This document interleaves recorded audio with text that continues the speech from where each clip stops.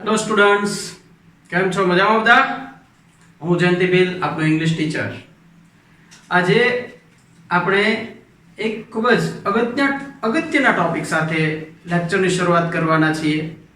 કારણ કે તમારી સામે ટેક્સ્ટ બુકમાં 2-3 યુનિટ ચાલી ગયા, તમે એનું વર્ક કરો છો, બરોબર છે, બધું તમારું કામ વ્યવસ્થિત ચાલે છે, પણ હવે એ જે વર્ક કરો છો એને વ્યવસ્થિત આકાર આપવા માટે થઈને, એમાંથી માર્ક મેક્સિમમ કઈ રીતના લેવા એ બાબત સમજવા માટે થઈને આજે આ લેક્ચરમાં એક સમજૂતી તમને આપવા માંગુ છું. અને આઈ હોપ કે જે અહીં જે તમને વર્ક આજે હું સમજાવીશ એ તમને એક નવી દિશા આપશે, નવી એક પદ્ધતિ આપશે, જેનાથી તમે આ સબ્જેક્ટના આ ટોપિકને વ્યવસ્થિત તૈયાર કરી શકો. ઓકે, તો આજે આપણે અહીંયા પેપર જે આપણો છે, પેપર સ્ટાઇલ જે છે, એ પેપર સ્ટાઇલના સેક્શન એ માં જઈએ છીએ. સેક્શન એ નો બીજો પ્રશ્ન છે, write a short note focusing on the questions. Write a short note focusing on the questions. આ પ્રકારનો એક પ્રશ્ન જે છે આપણી સામે આવવાનો છે ઇન ફ્યુચર, અને આપણે એની પ્રેક્ટિસ અત્યારથી શરૂ કરવી પડશે. જે પ્રશ્નમાં તમને 2 શોર્ટ નોટ પૂછી છે અને તમારે 1 લખવાની છે, બરાબર? માર્ક છે એના 3. હવે જ્યારે શોર્ટ નોટ લખવી છે તો એમાં અગત્યનું ધ્યાન ક્યાં આપવાનું છે? તો પહેલી બાબત, એ લખવા માટેની યોગ્ય સિસ્ટમ આપણી પાસે હોવી જોઈએ, એની ફોર્મ્યુલા મુજબ જવું જોઈએ, અને જે બધા વિદ્યાર્થીઓ કરે છે એનાથી કંઈક અલગ આપણે આપવાનું છે, તો જ માર્ક મળશે. ઓકે, તો એના માટે થઈને અહીં પહેલી બાબત મેં એક તમારી પહેલા યુનિટની શોર્ટ નોટ જે ટેક્સ્ટ બુકમાં પણ આપેલી છે, એને અંતર્ગત ટાઇટલ આપ્યું છે, dream of railway station comes true. Dream of railway stations come true, જે યુનિટ નંબર 1 નું છે, બરાબર છે? તો અહીં પહેલી શરૂઆત આપણે કરી કે પહેલા યુનિટ નંબર અહીં આગળ, બરાબર છે? મીન્સ કે તમે જે પેજમાં છો, પેજના રાઈટ હેન્ડ ઉપર કોર્નર પર જગ્યા વ્યવસ્થિત છોડી યુનિટ નંબર ત્યાં લખવું. ઓકે, ત્યારબાદ યુનિટ નેમ, યુનિટનું જે નામ છે એની પછી આપણે હાઇલાઇટ કરવું. આના આધારે શું થશે? એક આપણી ઇમ્પ્રેશન સારી પડશે. જે પેપર ચેકર છે એને ખ્યાલ આવશે કે એટલીસ્ટ સ્ટુડન્ટને આ તો ખબર છે, એનો મતલબ એવો થયો કે એને સ્ટોરીનો પણ આઈડિયા હશે. આ ઉપરાંત જો ઓથર કે પોએટ ના નામ આપ્યા છે તો એ પણ અહીં ત્રીજી રો એડ કરવાની. ઓકે, સામાન્ય રીતના આ પદ્ધતિ તમે ઓલરેડી બીજા અમુક સબ્જેક્ટમાં એપ્લાય કરો છો, પણ ઇંગ્લિશમાં કરવી જરૂરી છે. માર્ક વ્યવસ્થિત સારા લેવા છે તો, બરાબર? તો એ માર્ક લાવવા માટે આ પદ્ધતિ ખૂબ જ જરૂરી છે કે યુનિટ નંબર, યુનિટ નેમ, જો ઓથરનું નામ આપ્યું છે તો એ લખવાનું છે, નથી આ બધું કોઈ પ્રોબ્લેમ નથી. ઓકે, તો એ બધી બાબત જે છે પહેલા રાઈટ હેન્ડ ઉપર તમારે લખવી, રાઈટ હેન્ડ કોર્નર ઉપર. ત્યાં બીજી બાબતે ધ્યાનમાં લેવી કે ટાઇટલ કેવડું છે, યુનિટનું નામ કેવડું છે, એ પહેલેથી સ્પેસ આ સાઈડ એટલી છોડવી. જો મોટું નામ છે તો આ સાઈડ યુનિટ નંબર થોડું લઈ લો, કારણ કે આ બંને વર્ડ્સને નીચે રાખો, એકબીજાની સિક્વન્સમાં જ આવવા જોઈએ, એકબીજાની નીચે જે શબ્દ આવવા જોઈએ, તો એ બાબતને થોડું ધ્યાનમાં રાખો તમે. એ રીતના એ તમારી શરૂઆત થશે શોર્ટ નોટ રાઇટિંગની. હવે બીજી બાબત આગળ જઈએ કે કેટલાક વિદ્યાર્થીઓ પૂછે, સાહેબ શોર્ટ નોટમાં પોઈન્ટ્સ દ્વારા લખી શકીએ કે પેરેગ્રાફ દ્વારા લખી શકીએ? બે રીતના તમે લખી શકો, ડિપેન્ડ્સ ઓન યુ. તમને જે પદ્ધતિ યોગ્ય લાગે એ મુજબ તમે એનો જવાબ લખી શકો છો. ઓકે, માત્ર ધ્યાન એ રાખવાનું છે કે ફોકસિંગ ઓન ધ ક્વેશ્ચન્સ, એ બાબતને ધ્યાનમાં લેવાની. જ્યારે આપણે પોઈન્ટ્સ લખીએ છીએ તો પહેલો ક્વેશ્ચન જે આપેલો છે આપણને, એ ક્વેશ્ચન જે છે એનો આન્સર એમાં આવવો જોઈએ. પેરેગ્રાફ લખીએ છીએ તો એમાં પણ એનો આન્સર આવવો જોઈએ. તો એ જે બોર્ડની રૂપરેખા છે, બોર્ડની જે પેપર સ્ટાઇલ છે, એને આપણે ફોલો કરવાની છે. સામાન્ય રીતના એવું થતું હોય છે કે આપણે શોર્ટ નોટ આપણી રીતના તૈયાર કરી નાખી હોય અને પછી આપણે આપણી રીતના જ લખીએ છીએ, પણ એ બાબતને જો તમે જે શોર્ટ નોટ તૈયાર કરેલી છે અને પોઈન્ટ્સ વાઇઝ જાઓ છો કે ક્વેશ્ચન વાઇઝ જાઓ છો, તો એમાં નવું કાંઈ નથી. તમે જે બાકી કરેલી છે ને પોઈન્ટ્સ જે આપ્યા છે, ક્વેશ્ચન જે આપ્યા છે, એ પ્રમાણેના વાક્ય ઉલટ-સુલટ કરવાના છે. એનાથી વિશેષ તમારે ક્રિએટિવ સેજ થવાનું નથી. તો જેમ આપણે પાકી કરી છે, ગોખી નાખી, જેમ સીધી છાપી નહીં, એ રીતના છાપશું, એના માર્ક થોડા આપણા કપાશે. અને 10માના બોર્ડના પેપરમાં જો માર્ક કાપી શકે તો આ શોર્ટ નોટ છે, કારણ કે આ ડિસ્ક્રિપ્ટિવ રાઇટિંગ આવે છે ટેક્સ્ટ બુક વાઇઝ. 3 માર્ક છે તો 3 માર્કમાંથી 1 માર્ક એ મળી શકે, અડધોય મળી શકે, અઢી મળી શકે, બરોબર, પોણા 3 મળી શકે. ઓકે, થોડા માર્ક જવાના ચાન્સીસ છે, પણ આપણે મેક્સિમમ માર્ક લાવવા માટે થઈને આ બાબત એપ્લાય કરવાની છે, જેથી કરી અને માર્ક ઈઝીલી આપણે લઈ શકીએ. ઓકે, તો આજથી જ તે શોર્ટ નોટ જ્યારે ત્યારે લખીએ છીએ ત્યારે આ ફોર્મ્યુલા જે છે એને ફોલો કરશું. આપણે બોર્ડ માટે જ તૈયાર કરીએ છીએ, એની તૈયારી અત્યારથી જ રાખશું અને આ ટેવ અત્યારે પાડશું તો પરીક્ષા સુધી ચાલશે. ઓકે, અને મગજમાં રાખવાની છે style.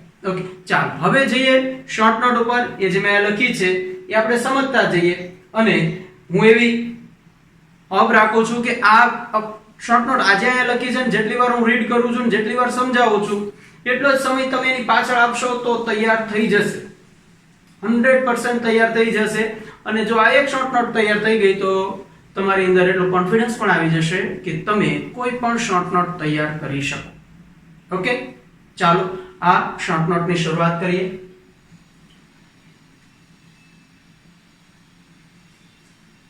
The people of Tajnagar had to go other station to catch a train. The people of Tajnagar had to go other station to catch a train. આપણે જાણીએ છીએ યુનિટ દરમિયાન આપણે જોયું કે તાજનગરના જે રહેવાસીઓ છે એને ટ્રેન પકડવા માટે થઈને ત્રીજા સ્ટેશનોએ જવું પડતું હતું. ઓકે, નામ હલીમંડી પાટલી છે, આમાં એડ કરીએ તો ઇટ્સ ઓકે, અધરવાઇઝ સ્ટેશન લખો તો ચાલશે. પણ સેન્ટેન્સને યાદ કેમ રાખવું? The people of Tajnagar village had to go. The people of Tajnagar had to go. આ રીતના જે છે એક પછી એક શબ્દને કનેક્ટ કરતા જાવ જેથી કરી સેન્ટેન્સ યાદ રહેતું જાય. The people of Tajnagar had to go other station. The people of Tajnagar had to go other station to catch a train. To catch a train. આખું સેન્ટેન્સ ધ્યાનથી સાંભળવાનું છે અને ધ્યાનથી તમે ત્યાં બોલવા પ્રયત્ન કરજો. આપણી પાસે ઇનફ ટાઈમ છે તો હું જે બોલું છું એનું પ્રોનાઉન્સિએશન થોડું તમે કરશો જેથી કરી અને સેન્ટેન્સ થોડું મગજમાં બેસી જાય. Okay, The people of Tajnagar had to go other station to catch a train. The people of Tajnagar had to go other station to catch a train. The people of Tajnagar had to go other station to catch a train. Okay, આ રીતના આ સેન્ટેન્સને સાંભળશું, મગજમાં બેસાડશું અને યાદ રાખી લેશું આને. Okay, આગળ જઈએ. They are very far from their village. They are very far from their village. They are very far from their village. Okay, તે તેઓના ગામથી ઘણું બધું દૂર હતું, બરાબર? તો they are very far from their village. Sentence આખું વ્યવસ્થિત યાદ રહી જાય. ઓકે, બીજી બાબત સાથે સાથે કહી દઉં, આ જે સામો પેરેગ્રાફ લખ્યો છે ને પેરેગ્રાફની દ્રષ્ટિએ નથી જોવાનો, એક સેન્ટેન્સ થી જોવાનો પ્રયત્ન કરજો, એક વાક્ય, અને એક વાક્યથી પણ નો યાદ રહે તો એક શબ્દ ઉપર જવાનું છે, એક વર્ડ્સને આધારે એને તૈયાર કરીએ જેથી કરી એક વર્ડ્સ પહેલા પ્રિપેર થયો, પછી બીજો વર્ડ્સ, પછી ત્રીજો વર્ડ્સ, એવી રીતના જે વર્ડ્સ બધા જોડાતા જશે અને તમારી સામે એક સેન્ટેન્સ બનશે. અને આ રીતના એક સેન્ટેન્સ પછી બીજું સેન્ટેન્સ, એટલે આ રીતના તમારી આખી શોર્ટ નોટ ડ્રાફ્ટ થશે. ઓકે, તો જુઓ, The people of Tajnagar had to go other station to catch a train. They are very far from their village. Okay, આગળ વધીએ. They thought when the railway lines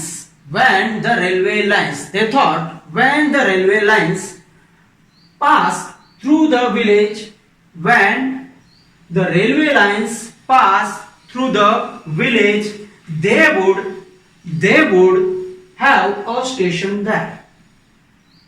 બરાબર છે.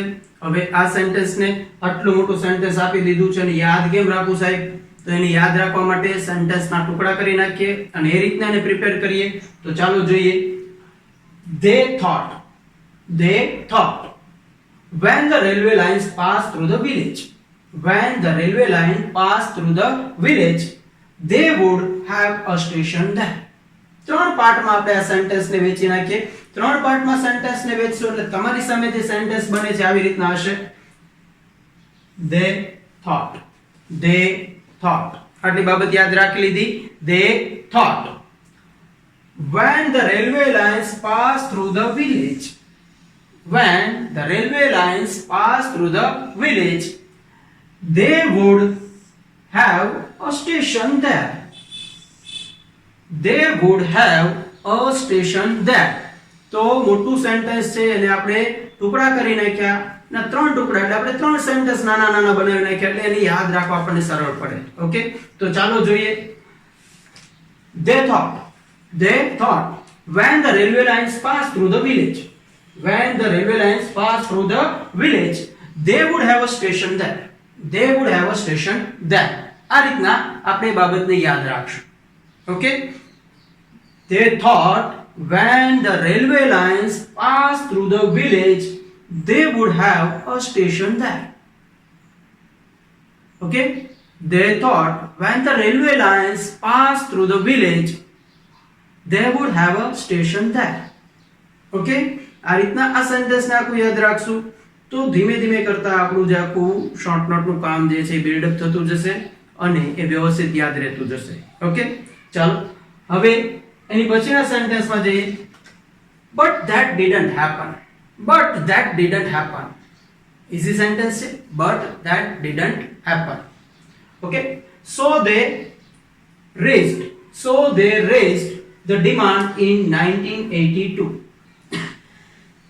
So they raised the demand in 1982 and have been continuously asking for it.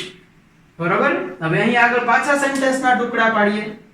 so they raised the demand in 1982. Okay, ત્યારબાદ and છે. And અહીંયા conjunction નું કામ કર્યું છે આપણી માટે, મીન્સ કે બે સેન્ટેન્સ ને જોડ્યું છે આપણને બતાય છે. તો ત્યાંથી બીજું sentence and have been continuously asking for it.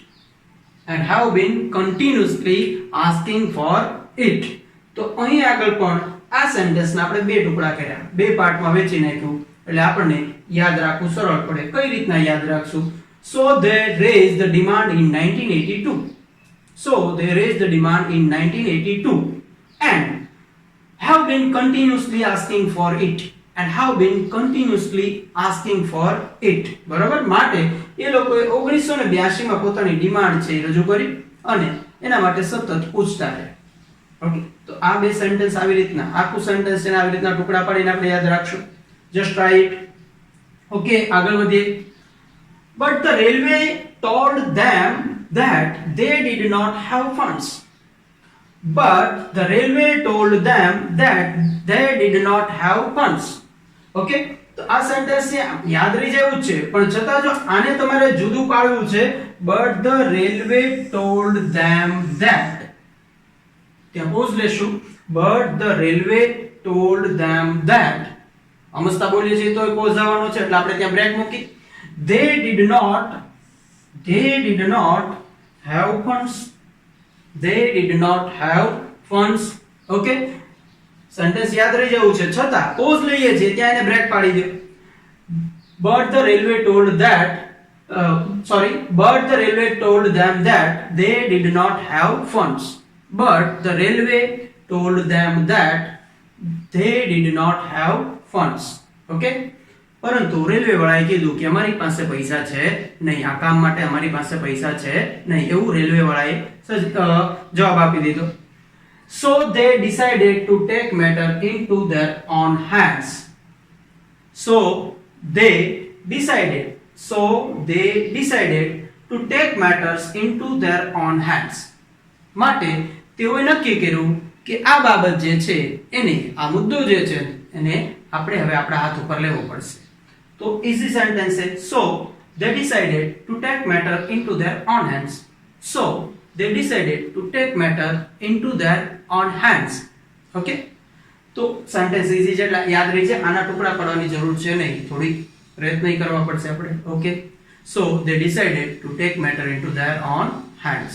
Ready? Okay. They contributed according to their capacity. They contributed according to their capacity. They contributed according to their capacity. તે લોકોએ પોતાની જે ક્ષમતા હતી એ પ્રમાણે અનુદાન આપ્યું કે દાન આપ્યું. Okay, they contributed according to their capacity. તો અહીં આગળ તમારે ધ્યાનમાં રાખવા માટે contributed નો સ્પેલિંગ વ્યવસ્થિત તૈયાર કરવો પડશે. contributed, ઓકે, according to આ ફ્રેઝને વ્યવસ્થિત યાદ રાખવો પડશે. જો કે ટેક્સ્ટ બુક દરમિયાન મેં આ શબ્દો તમને હાઇલાઇટ કરાવેલા છે, એ શબ્દોને તમારે ધ્યાનમાં લેવા પડશે. આ શબ્દ અહીંયા આપણને યાદ રહી ગયા, કોન્ટ્રીબ્યુટેડ નો સ્પેલિંગ વ્યવસ્થિત લખી નાખ્યો છે, તૈયાર કરવો પડે આપણે જો યાદ નથી રહેતો તો એ આપણને થોડો હેરાન કરીએ કે બાકી સેન્ટેન્સ છે એ સાવ ઈઝી છે. they contributed according to their capacity. Okay, આગળ વધીએ. they pulled in 21 lakh rupees and built a station on their own. They pulled in 21 lakh rupees and built a station on their own. Okay, sentence lengthy છે, ચાલો એના ટુકડા કરીએ.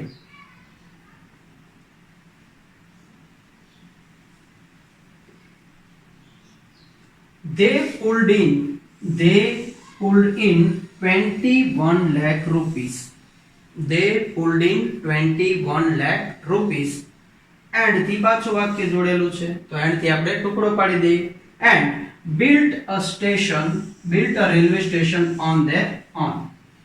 and built a railway station on their own.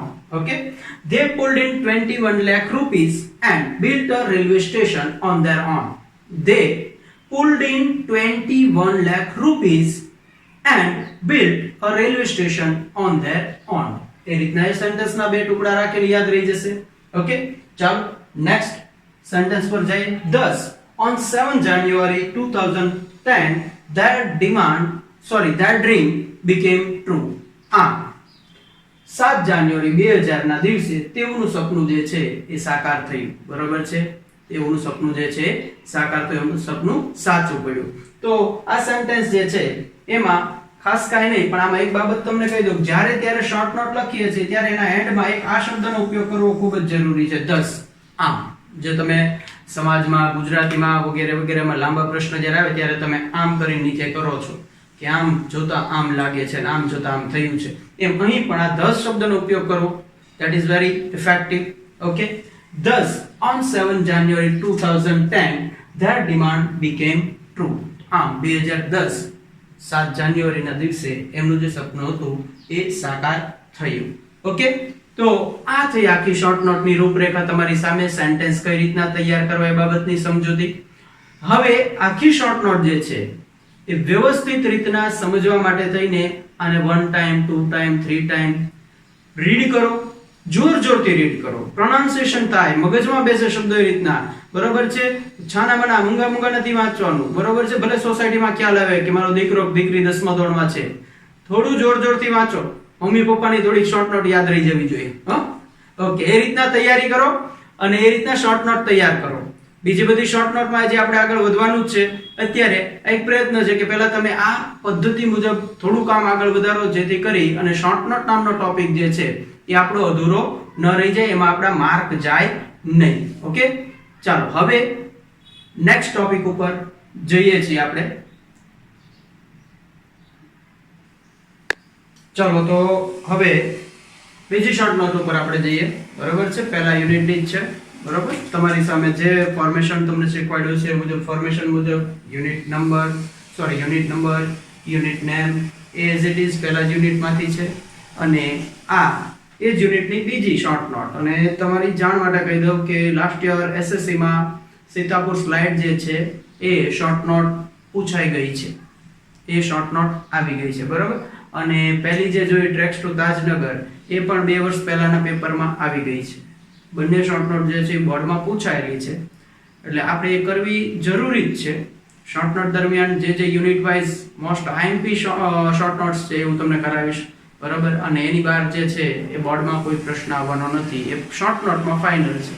એટલે જે આખી text book છે, આખી ટેક્સ્ટ બુકની બધી શોર્ટ નોટ નહીં થાય આપણે, પણ હું તમને 10 થી 12 શોર્ટ નોટ કરાવીશ.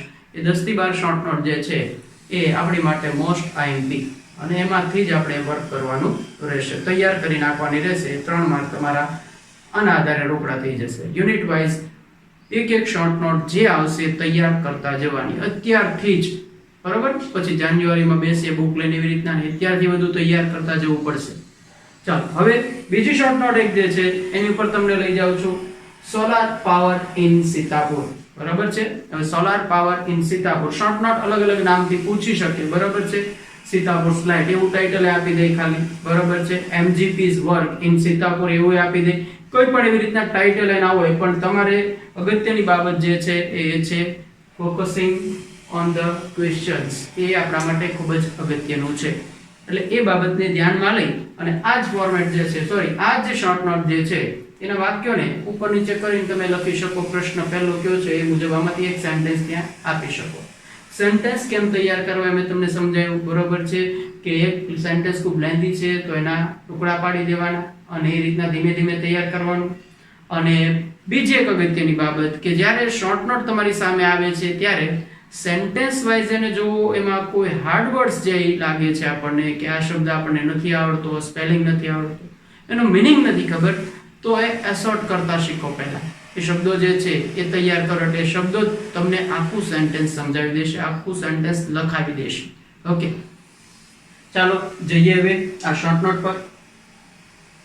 MGP has connected more than 3,500 customers to solar power mini grids at a village level.